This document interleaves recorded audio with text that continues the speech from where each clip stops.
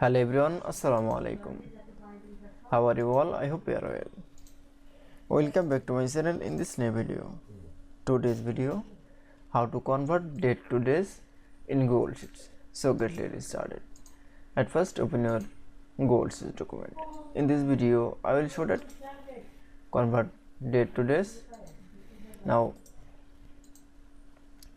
select on the days. Now keyboard press from the equal. Now type from the text. Now select text.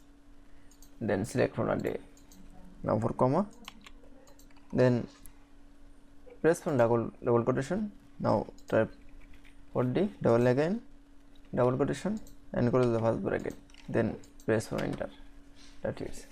Now click on the tick mark option. That's it. Then I show convert date to days in Google Sheets is very easy.